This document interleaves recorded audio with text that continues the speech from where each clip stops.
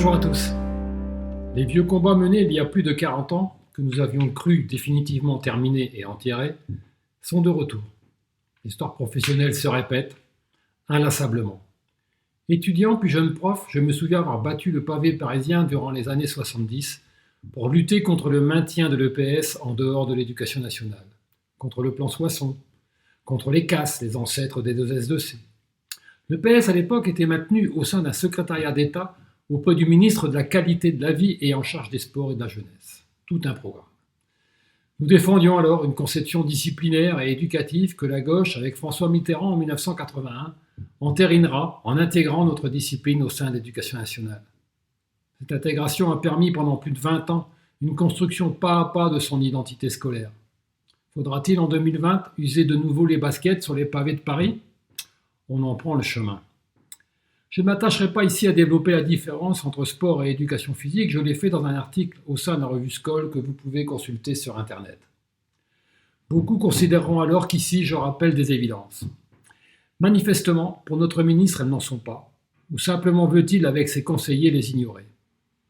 L'EPS, faut-il le rappeler, est une discipline de vie et d'enseignement.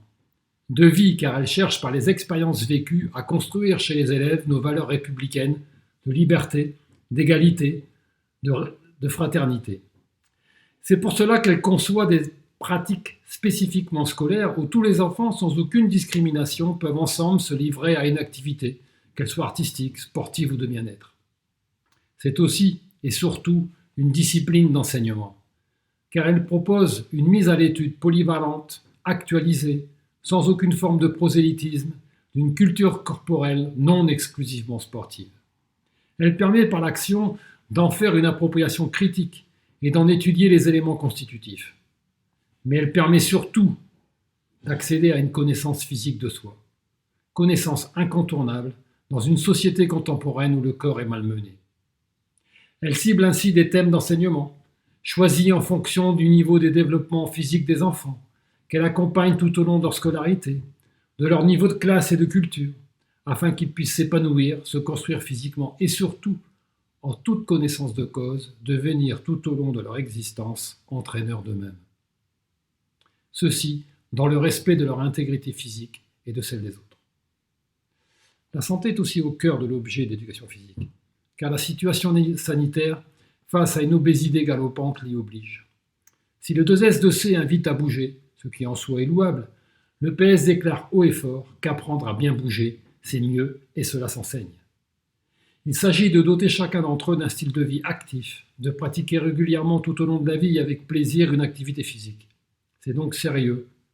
Vouloir remplacer une discipline d'enseignement incontournable par une garderie sportive n'est pas à la hauteur d'une école qui se veut le lieu emblématique de l'éducation citoyenne au sein de notre République. Pourquoi alors ne pas envoyer les enfants en stage chez les comptables pour leur apprendre à compter ? L'école républicaine touche tous les enfants, gratuitement, dans le respect des valeurs qui la constituent. Elle permet l'accès à la raison, au savoir du corps. Elle met en débat les normes sociales qui imposent une forme idéalisée du corps moderne. Pour cela, 5 années d'études sont nécessaires. Qui accepterait de confier son enfant pour une pratique physique à quelqu'un qui n'a pas été formé ? Personne. Ce que le ministre veut faire au rabais avec le 2S2C, le PS le fait déjà, depuis longtemps, et bien mieux. Et cependant, c'est ce que le ministère s'apprête à proposer au nom de la construction de l'école de demain. École qui ressemble furieusement à une école d'un hier que nous ne voulions pas connaître. Il m'a été donné de constater de visu lorsque j'étais inspecteur que 6 professeurs de collège ne pouvaient à 15 heures accéder au gymnase pour travailler car il fallait laisser la place à un cours de Zumba offert par la municipalité chaque semaine à un groupe compact de 80 élèves de primaire. Quelle tristesse. C'est cela que nous voulons ?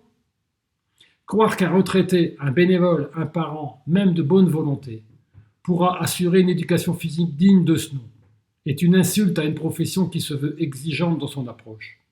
Par ailleurs, la situation actuelle ne permet en aucun cas d'accueillir tous les élèves au même moment sur les installations.